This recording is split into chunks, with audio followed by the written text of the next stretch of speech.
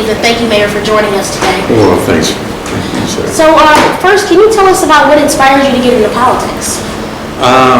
Well, I never had an ambition to be an elected official, but I was doing some advocacy work out in the community, and we were looking for someone to run for a certain political office. It was then councilman of the Ward 5 is where I lived, and we just couldn't find anybody.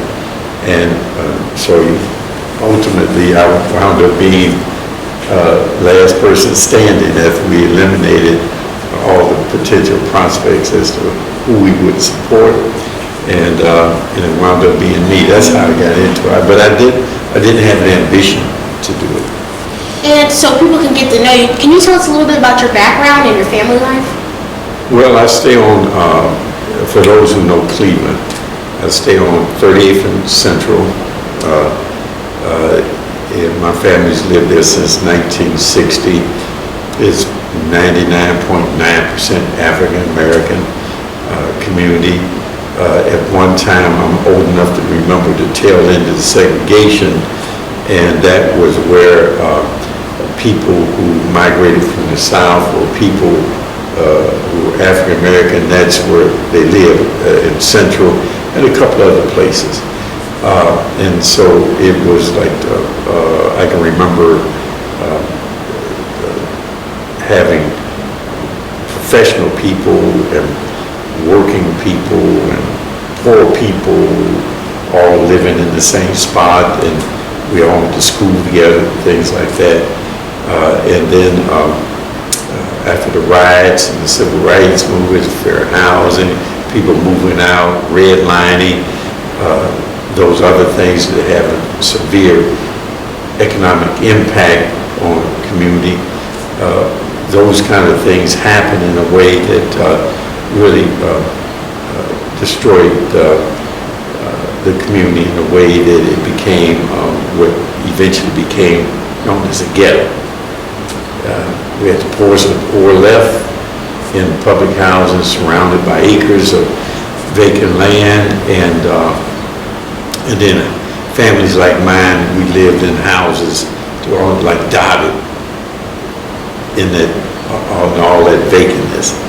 So so when I became councilman, one of the primary goals was to help rebuild the community. Same thing with the city. According to Cleveland.com, there has been a 4.5% increase in passengers during the first half of 2019 at Cleveland-Hopkins Airport. Right. What do you think has contributed to this increase? A couple of things. One, we used to be a hub, and Continental and eventually United was the hub.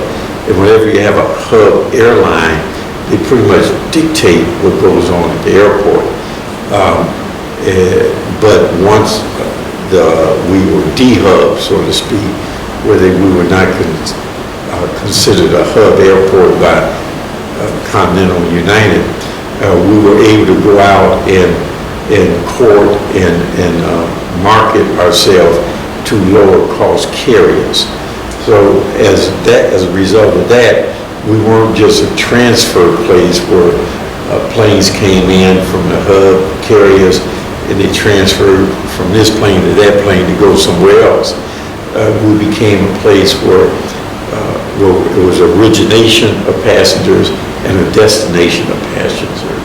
So as a result of that, we really low-cost airlines, having more people coming and going, and having the ability to offer competitive pricing has really helped us do that. According to WEWS, scooters may be returning to Cleveland. What went into considering this legislation? Well, what went into it was that when they say return, that's interesting because we really booted them out. They came, they dropped off, this company came, they dropped off about 100 scooters with no, and just dropped them off. And people were riding up down the street, on the sidewalks, everywhere. And so it was, they didn't follow our permitting protocol. They didn't follow the process of determining where the schools could go, where you could have them, all these other kind of things. And as a result of that, we booted them out and said you cannot just drop scooters off here. Then we went to develop legislation and regulations around the use of scooters. And we went out for an RFP for companies that were interested in having scooters here in the city of Cleveland, but here are the rules for you to do that. Here's where you dock them, they can only go this many miles an hour. Here are the regulations, you just couldn't be riding on the sidewalk. You had to obey traffic laws, those kinds of things.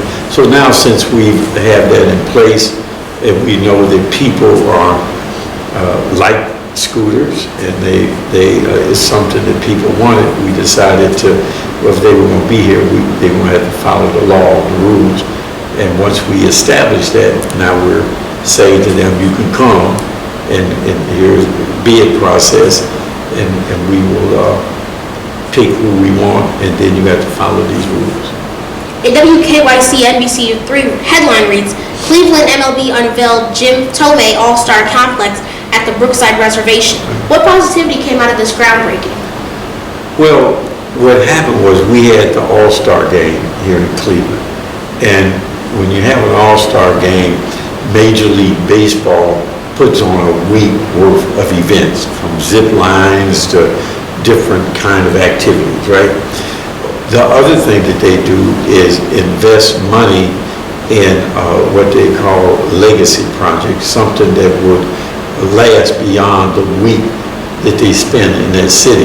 So they did two ball fields, one on the east side at Luke Easter Park, and another on the west side at the Thome Park. And we had two ribbon cuttings at one at each. And Mr. Thome was there at the one that was named after him on the west side. And at the Luke Easter Park, Larry Doby's family was there when we dedicated and cut the ribbon for that. Now they put in all new turf. It's turf everything, infield, outfield, new fencing, dugout, scoreboard, those kind of things. So it was probably about I imagine $1,300,000 or $4 million per field that was spent on to rebuild these fields. We put a little money into it too, but it was really an effort out of Major League Baseball. Now, we all know that election season is underway, but I have a crazy question here, but would you consider running for president? No. Can you make a presidential endorsement? Not right now. I don't know who I would endorse right now. I'm a Democrat, so my endorsement would be of a Democrat. Of the field that's out there, I'm not that enthused about it right now. So we'll see how it shakes out as the 20 turns into 15, and that turns into 10, and then eventually they'll have a primary election, and at that time I probably will support one of the remaining candidates. Now, there are a few national issues that are of concern of Americans and the next generation of Americans. So one of my questions is, what is your stance on LGBTQ rights? Well, we're supportive of the rights. We had before the Supreme Court, the U.S. Supreme Court ruled that it was legal to have same-sex marriages. We had set up a registry that allowed for city employees who were living with a partner to be able to have their partners share in their benefits as if they were married. Once the Supreme Court ruled that there could be same-sex marriages and it was constitutional, I performed at least 2 weddings, and we've had numerous weddings associated with that. We've for some time, we've always supported the rights of individuals to be free to express themselves as long as it was not in violation of the law or causing some problems to other people. And so we've always been in support. What is your plan to keep Cleveland inclusive? You do it every day. There is no one plan. What happens many times when people in a political sense talk about, here's my plan for inclusiveness, the fact that you have to have a plan for something means that you don't have it, right? And so we want to get to the point where that's not a conversation with us. We just behave that way naturally. And there are things that we are putting in place and things that we're doing more on because you have the law, you have the set aside, you have all these other kind of things that have been done for decades, but we're still talking about the same thing, right? So we have all those things in place, but we're dealing with the cultural aspect of it, the mindset of it, and in order for it to become just a natural thing in the way in which we do business, whether it's economic inclusion, social inclusion, whatever it may be, whether it's based on primarily race becomes the issue, but it could be based on gender or sexual preference. It could be any of these kinds of things. So we're looking at making it just something that is not talked about. We just behave a certain way, and then we won't have to have this discussion constantly politically, and then and people won't have to write theses and get PhDs and master's degrees talking about the issues and the problems. We all know what they are. They've been that way for decades.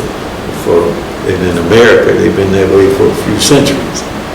So now is more about what you do with it on a daily basis, but that's directly associated with the changing of minds and the culture, not the laws, because there are things in place to address it legally. But that's not.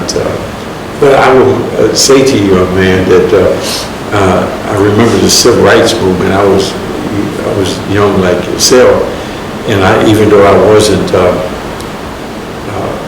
part of it, I was in the middle of it because it was happening in the community in which I was raised, right? And so many of the things that were achieved during the civil rights movement have become illegal. We can't do set-asides based on race. You can't do affirmative action kind of things for educational purposes and all this other kind of stuff. So there's a lot of, even the Voting Rights Act that was protected by the federal government under the Supreme Court. In the same court that ruled on the same day that ruled for gay marriages, also eliminated to a great extent the federal protection of people to vote, and they returned back to the states the ability to control that. Well, so a lot of this stuff has been pulled back. So people like to have these political discussions around this thing, but what is happening is they're rolling all this stuff back. And if we don't make it part of what we do as a natural course of business, it's never going to happen. What is your stance on immigration, education, and healthcare in 90 seconds? 90 seconds. Well, see, I don't know if I can do 90 seconds, but I'll tell you what I do. Immigration is, we're all immigrants in one form or another. Most African Americans did not come through immigration. They came another route through the slave trade. But all of us are, if we go back, we are foreign to this country. We're not indigenous people. So to have an immigration policy that is biased towards one group is really another group trying to maintain power and trying to keep the people out. I'm not supportive of that, but I do believe that people have to follow the law in terms of immigration. There has to be a clear understanding as to how do you immigrate, and then how do you become a citizen, or if you don't want to be a citizen, how do you live here legally? That's the issue, right? The other thing on education is key to success. Without good education, we really hamper our young people from having the kind of choices and opportunities for their future in terms of career or even viable, proper choices in life. And so education is key. That's where, and in order to compete in the world, you have to have something up here in order to be able to do that. The other part of education that most people miss is the education you get out of life. That is a very valuable education. It results in common sense, and common sense will always trump academia when it comes down to making good, solid choices. So if you're able to blend a good academic education with a proper education of life, and the experiences that you go through and how you learn from those experiences, that it creates a more holistic education and a more holistic individual who can do that. And the third area was what? Healthcare. Healthcare. Healthcare, and I'm assuming you mean in terms of access to healthcare, like the Affordable Care Act, Obamacare. There is no way that the average person can afford health care without some type of coverage, whether it's Medicare, Medicaid, you got a job, and it's part of your benefits, and you're part of a commercial insurance policy, those kind of things. So there has to be something that does not exclude people from accessing quality health care. People should not die just because they don't have health care, right? So now the debate is over whether or not who pays for it. Is the private sector versus in the competition of the private market versus more of a regulated government kind of thing. One would be called socialism, and the people who don't want the more universal care would call it socialism. The people who are opposed to this just purely market-driven thing would call it capitalism. So don't get caught up in those isms. The real issue here is that everyone should be able to access quality health care, and not just to treat the symptoms or the illness, but to do the preventive side. And that's a major factor in America. What are some issues in Cleveland, and what is your plan to solve them? It depends on. I could say that we could sit here all day, and I can tell you about the issues. But I will, and whether they're economic, whether they're social, whether they're political, whether it's health care, whether it's sustainability, inclusion, race relationship, police, in a relationship with community, police shooting, excessive, I can just go on and on. It's a city, it's an urban city. But let me give you some core things. Some core things are, how do we become a great city by ensuring that everyone is able to participate in quality of life and the prosperity and the wealth that we create. And in order to, when you do that and you create that mindset, that culture of that city, then what you do, you impact all of these things, right? You impact them. And so we work on that, on trying to create equity, trying to get rid of disparity, whether it be in education, whether it be in health, whether it be in wealth and all that. So we work on creating this equity and knowing that if we have a more equitable outcome of the function of our city, whether in the partnership of that city with the philanthropic, the governmental, and the private sector side, that equitable outcome would automatically address those things. Because today, what is considered the most pressing and most important issue of the day, tomorrow will be completely irrelevant. And today, what is considered to be the most insignificant thing that you want to think about, tomorrow could be the most important thing. All depends on how the stars line up. And so people who get caught up in cubby holes or get caught up in silos to talk about if you did this, then, this panacea here or this silver bullet, it doesn't work like that. This is about a holistic approach that allows for a sustainable outcome where we have greater equity and the sharing of prosperity, quality of life, and wealth. That outcome and the progress towards that outcome automatically addresses all these issues. Those issues are created by disparities and inequities. That's what they're created by.